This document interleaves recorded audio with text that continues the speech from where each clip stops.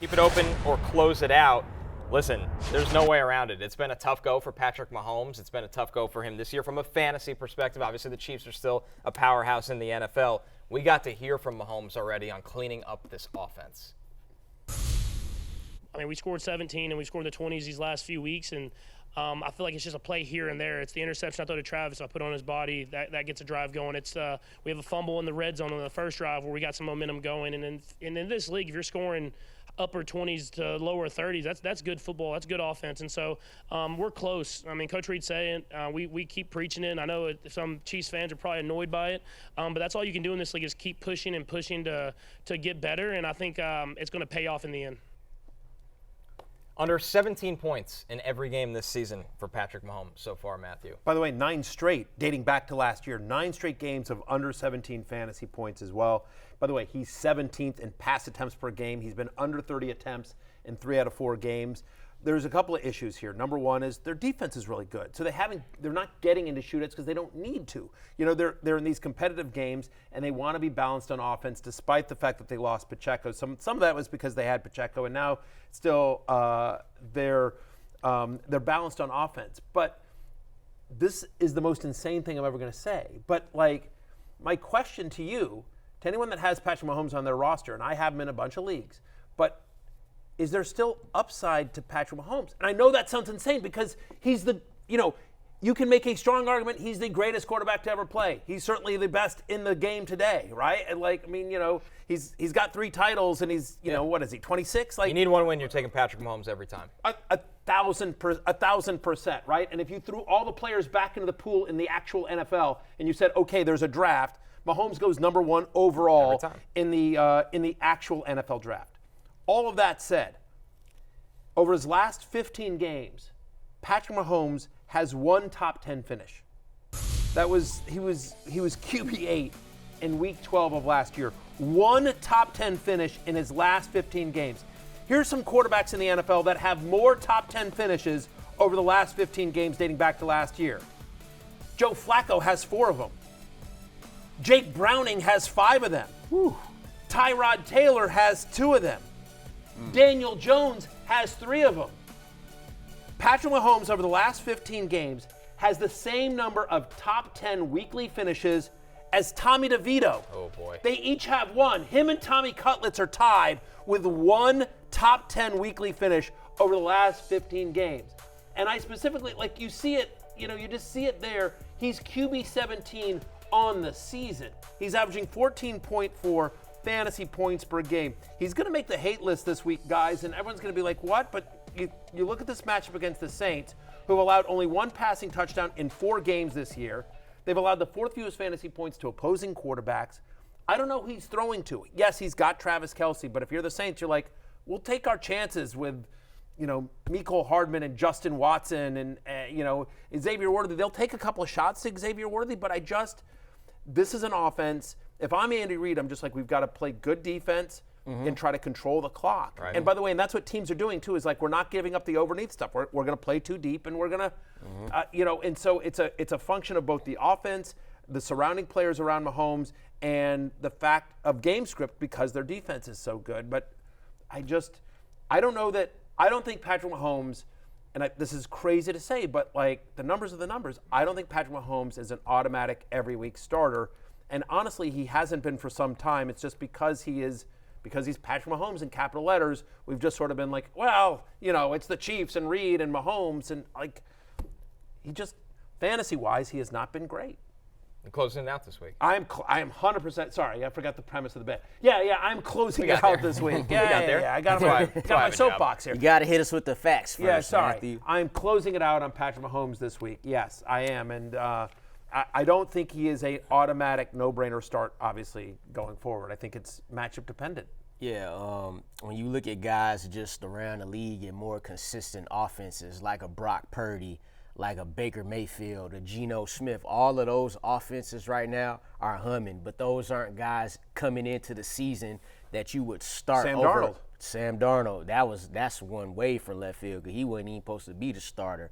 But Now those guys are playing more consistently at this point than Patrick Mahomes. And like you said, it's the defense. If you look at this game, I'll talk about just this specific matchup. Like the Chiefs are they're minus 5 points in this game. They 5-point favorites, right? And we have all, and it's because of that defense, right? But you look at the Saints on the other side. They have 6 interceptions this season.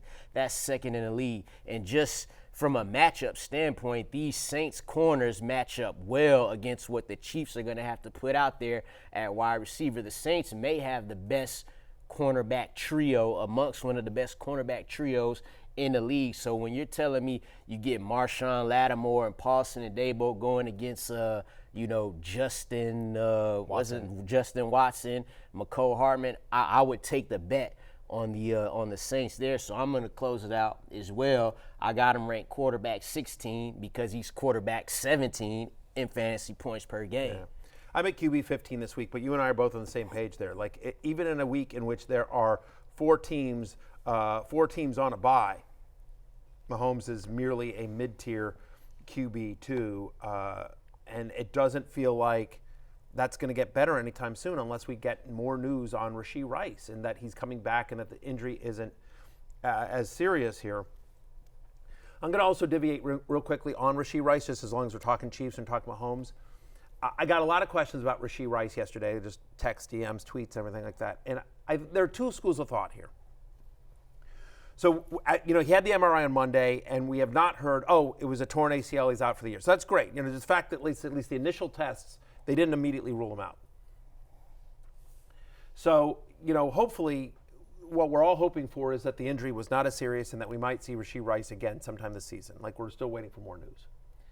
There is a sinister conspiracy theory out there. Yeah. I have no proof of this. I want to be very clear about that. I have absolutely no proof at all. This is what people are saying. Some people are throwing this out there, that because Rashee Rice has this off-the-field issue, and I'm also, by the way, this is me treading into territory that I'm not 100% sure of, but I believe that you have to be eligible to play in a game for a suspension to work, in essence, meaning like if he was ruled out for the entire year, they couldn't suspend him. Yeah, I think that's right. It would get kicked down the road. Right, kicked down the road. So the thought process there is that because he's dealing with this off-the-field issue and that there's a chance that he might be suspended, if you're Rashee Rice, do you say, hey, I'm not, quote, out for the year?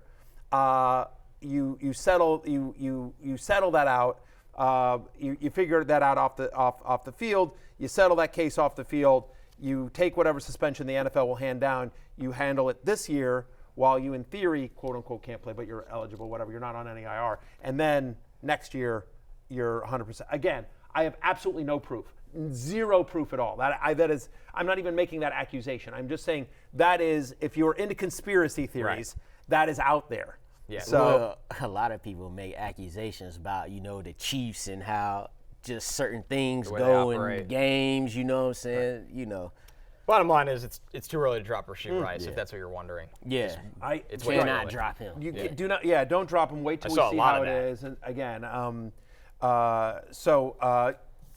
we'll see how that all plays out. But I have Rashee Rice in the League of Assholes, and I'm not dropping him, although he is on my bench in my matchup this week against Lawrence, which is upsetting. Lawrence, we moved to I could use him against you. We moved to the running backs. Rhamondre Stevenson, back-to-back games with single-digit fantasy points after the hot start. Where does he rank for you this week, and is he a keep it open in a game where the Patriots are favored against the Dolphins? Yeah, the Patriots should be favored against the Dolphins. From what we've seen of this Dolphins. Yeah, right. I got him at running back 19 this week. I'm going to keep it open. Now, like you said, the hot start, he's running back 25 this season, but the last 2 games he's been running back 55, and Antonio Gibson's been running back 38 in that span. All you have to do is go back and look 1 week back and look what the Titans did against the Dolphins defense. Like, they made it their business to run. They ran it 37 times. Like, Tajay Spears, the backup running back, took 15 carries. they just kept going at it, and sooner or later you saw Tony Pollard start breaking those runs. Then you look at this over-under, it's 35.5. That's the lowest in week 5, so they're not expecting a lot of points. You're going to expect the Dolphins to try to get their playmakers the ball at the line of scrimmage. The Patriots will do the same thing as well, so they might get Gibson involved as well, but this is definitely a spot where Rhamondre Stevenson could bounce back. I'm keeping it open as well, Lawrence. You like the matchup against the Miami Dolphins. No team in the NFL has given up more rushing touchdowns to opposing running backs than the Miami Dolphins.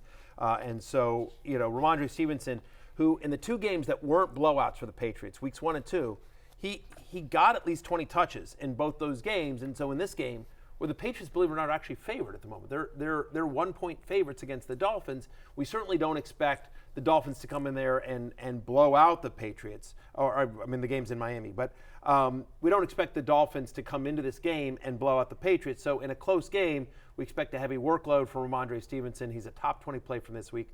I'm keeping it open. Patriots offensive line beat up, but still the volume of work plus his involvement in the passing game, at least a 13% target share in 3 out of 4 games this year for Rhamondre Stevenson. I have it running back 18 in my initial ranks. Our other running back today, Matthew, Rachaad White. He's got the Falcons right now. He's RB 35 in points per game this season, which based on where you drafted him, that's disappointing. For sure, and Bucky Irving has looked to the eye test. He's better. He's the better running back, and by the way, he's been the more productive fantasy running back. But I am, unfortunately, reluctantly keeping it open.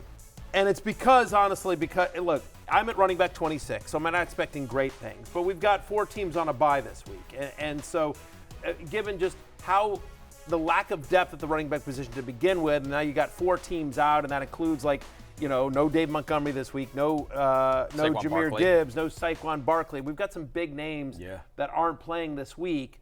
Not to mention sort of the injuries. We don't know if Austin Eckler's coming back. We know Isaiah Pacheco's not playing, et cetera, et cetera. As a result, I do have to keep it open, again, reluctantly. 12 or fewer touches in 3 straight games. It's a tough matchup against the Falcons, right? They're top 10 in terms of fewest fantasy points allowed to opposing running backs. But if there's a positive here, he is a running back. He will get double-digit touches. And the Falcons do allow the 6th most receptions to opposing running backs. So given how well the Buccaneers offense overall is playing these days, that you're hoping he gets, he continues to have involvement in the passing game. Running back 26. He is a reluctant keep it open, a reluctant flex, Lawrence. Yeah, that number that you just mentioned about the Falcons allowing the 6th most receptions to running backs, I'll keep it open because he's still getting the 4 targets per game. And we just saw a graphic there that showed that White plays 63% of the snaps to Bucky Irvin's 37. But Bucky's gaining on him. Last game, that got closer to 48% and 44% as far as the touches go. Rachaad White, running back 29 this season. Bucky Irvin, running back 33 on a lot less touches. So because Rachaad White is still getting more of the receiving work, plus the fact that you may be out of Saquon Barkley, Jahmyr Gibbs, and some other guys, even J.K. Dobbins, that's a guy I would start over Rachaad White weekly at this point. This is why you had to keep it open for this particular week. That could change going forward. I agree with you guys, though, with the premise that the clock is ticking, right? We're doing this segment with the idea of this week, which means you can play Rachaad White. We can't say that for the rest of the season with Bucky Irving. He's just a much more creative runner. Oh, yeah. He's more creative after the catch than Rachaad White. And here's where some of the change is coming right now. Bucky Irving, for the first time this season, got the red zone work this week as well. Mm-hmm. So you're really starting to see it slowly migrate, but it's just not all the way there yet. Yeah. That's the thing. But, it would be a surprise to me. It would be a surprise to me if over the second half of the year, Bucky Irving is not the lead running back for the Buccaneers. Yeah. It just feels like, he's getting more comfortable. They're trusting him more in pass pro. Baker's getting more used to him as well. So, again, at some point, if you're Todd Bowles and the staff, you're just like, this guy's better. He's been their leading rusher in every game this year, despite getting less touches and less snaps. Rachaad White is what? He's averaging 2.1 yards per carry. Again. That's a couple of walking steps, right? Yeah. Rachaad White is 6 foot. Like, he's averaging 2.1 yards per carry. If he put a football on his head and literally just fell forward, he would gain more yardage than if he actually tried to run. And it really was a thing for him last year was volume, because he didn't average more than 4 yards a carry last year. But now that volume is being taken away. Correct. So that kind of takes away from his overall fantasy value. But for this week, like, you can't imagine, like, you have a good-ass running back roster if you benching Rachaad White this week with the buys. Tony Pollard's out, J.K. Dobbins is out this week. That's a lot of guys. It's a lot of guys, unfortunately. All right.